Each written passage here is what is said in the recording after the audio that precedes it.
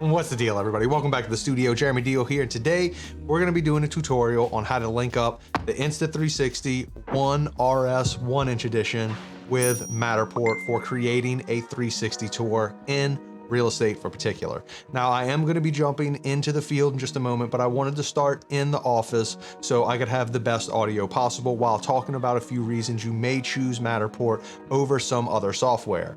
If you saw my last video using the Insta360 One RS 1-inch, man, that's a long title name. But if you saw that video, you know that I linked it up with Kula, and I like Kula because it allows you to do some post-production on the images, which really enhances the quality of the visual aesthetics of that tour.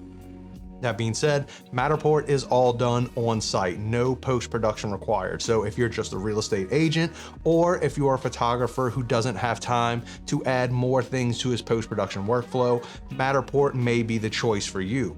Now, that being said, since it's done on site, it actually requires a little more time on site to get done than the other tour program that I mentioned before, but that's just a little bit more time for the fact that you have absolutely no post-production to do. So it's kind of up to you to weigh the pros and cons of each one. Now, Matterport does have a few other things that are very unique to its platform in particular, like the dollhouse view, if you like that sort of thing. Just keep in mind, there are a few differences in all of these platforms. Today, we're going to be talking specifically about Matterport. So let's go ahead and jump into the field so we can get into it. Let's go. All right, now that that's over with, let's get straight into the tour with the One RS 1-inch edition. Now, like I said, linking up with Matterport, I've always had issues with Matterport and exteriors. I don't even know if you can include exteriors on Matterports, but I personally have never had that chance, or at least should I say I've never had it work for me. It always messes up the scan. So we're not going to be doing any exteriors for this one. We're just going to be doing interiors, but just like last time, this house is very echoey, so I'll give you the main pointers outside before we actually go in. This is a different software, so the tips and tricks that I use are a little different than the last ones. I will still be using the Insta360 stick that comes with it. I will still be using the bottom plate, and I will still be extending those feet if you saw my last video. This is the perfect height in my opinion, especially for Matterport, since there are no exteriors. It sits at the exact right level for interiors, in my opinion, at least from my experience so far. The next thing I'm going to say is that in my last tour, I told you how important it was to kind of get this camera into the corner. And that's just because of the way people view tours. But with Matterport, it works off of scans instead of photos. Even though you can use the Matterport software to take 360 photos, you're mainly going to be using the scans that it produces. And because of that reason, you are going to be placing this a little bit different places. Instead of putting it about 3 foot from each wall like I did before, you're going to move that out to about 6 foot. And that's just because you'll notice with the screen capture as I go along, you'll kind of see why that is and the way it scans the property. And you don't want too many scan points because that'll take you forever and it's just bad gree-gree. So let's go ahead and get in the house and start this. Let's go. Echo, echo, echo. Man, let's go into one of the bedrooms. All right, here we are inside of the house and it is time to start shooting. And I picked this room because it has a little bit of carpet, so hopefully the echo is reduced a little bit. Now I'm gonna go over a few little tips for connecting with this. In order to connect this to Matterport, first of all, you're gonna have to turn off any VPNs you have operating. Then I would highly recommend pulling up the Insta360 software first, connecting to the camera through the Insta360 software, then moving on into the Matterport software. I find that the easiest way to kind of link up everything and make sure everything moves in a nice, smooth, organized order. That being said, let's go ahead and start up this tour, and I will start the screen cord now and then talk over it just like last time. Here we go. All right, here we are in the office, not because we have any post-production work to do, but because we're going to dive into this. Now, before we do, let me just say, like, subscribe, all that jazz, buy affiliate, linked gear, help me to help you. Let's all make some money here. Here we go. Now, as you can notice, whenever you first start up Matterport, it's going to instantly select the address for the property you're at based on your location. That's a good thing. It saves some time. You don't have to input any of that information. And I recommend starting at the front door for your first scan, just to make it easy for you. After your first scan, it's going to instantly build out what it can see from this scan. And now this is why I was saying it's important to change the distance. The difference between Matterport and Kula is the difference between scan and 360 photos. Kula, with the 360 photos, you get to choose the location they are. There is no grand floor plan. Matterport, the grand floor plan is what matters over the photos. So it's important you're getting all of that stuff correct. So you'll notice as you go through, it'll slowly start building out this process for you.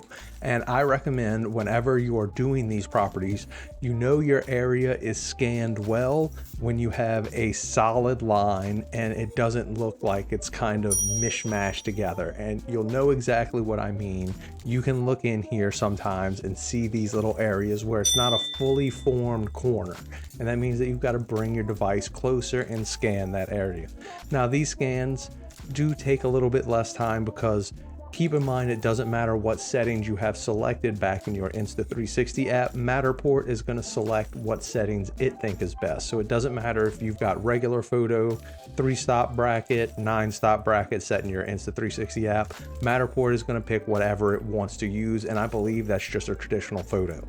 But that's just how it is. And that's really the difference between Matterport and everything else, is that once again, there's no editing, no post-production. What it takes on site is what you get. Now you'll keep going through. I'm just gonna fast forward through all of this a little bit so you can see as it starts building each scan point, exactly where everything goes. Now, every once in a while, you will have a problem. Like right here, you can see that I put the camera too far away from one of the other previous scan points and it couldn't actually determine where that scan point was. So I had to take the camera and move it back a little bit just so that way I can see the last scan point and it could make that alignment. And that's what I was talking about with Matterport before, the way it's very important that the floor plan base matters more important than the 360 photos. Now, one thing to also keep in mind while doing Matterport is that unlike doing something where you edit the photos back at home, there is no editing process. So keep in mind, mirrors is way more important right here. So you'll notice whenever I go into the bathroom while doing this scan right here in particular, I'm going past where the mirror is, so that way people can scroll around and look around in the bathroom, which is different than I did with my other tour because I could easily edit that out of the mirror. In this process, there is no editing out of the mirror, though they do have some touch-up points at the very end that we'll remark on. Now, whenever you do one of these misaligned scans, like let's say it didn't catch it. On this one, it did catch it and it said it couldn't determine the point. Now, sometimes I'll fast forward a little bit more and you can see that right here, I went back and rescanned an area that the border line wasn't completely solid because I knew that would affect the scan and everything. So number 17 is different. I took it after all the other ones in the living room, but the software still realized where it was supposed to go. Now, whenever you do one of these scans that don't really align with everything else, there is an easy way to delete it. You just select it and you can delete it and move on from the next point. But generally speaking, whenever you get one of these issues, it's because it is once again having an issue determining where it is in relation to the last scan or another previous scan of the area. So if you encounter this issue where it seems to not be lining up properly, just bring the camera back a little bit closer to one of the other scans that you did and rescan it from there.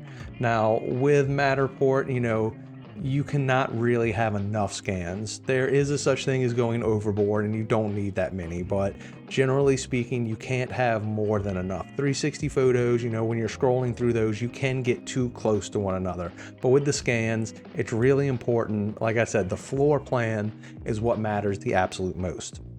Now, once you scan the entire building, all of the interior you need to do, there is an option to add a second floor and keep going from there, but that would require a more intensive process on my end. And if it's something you're interested in, we can always dive into it in the future, though that process is pretty self-explanatory in my opinion when you press the little button right down in the side that allows you to add floors.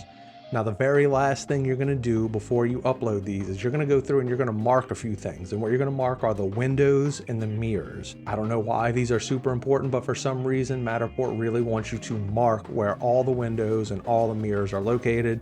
Once you're done there, you simply press the upload button.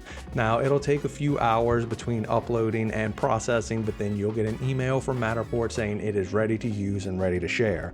Now, I would love to share that link with you down below, except for I can't because, as you know from my other videos, I prefer another 360 software tour, and Matterport does not allow you to share tours if you're not paying for their software. So I can't share that with you, but you can go create your own. Let me know what you think down below. If you like this video, like I said before, like, subscribe, all that jazz. If you want to see the last video I did making a 360 tour with Cooler, you can check that out over here. Or if you want to see a video where I use this 360 cam to do a walkthrough video, check that out over here. As always, keep rocking and rolling, enjoy what you're doing, make smart business decisions, and check out Matterport if you're looking for a very, very easy solution. Catch you next time.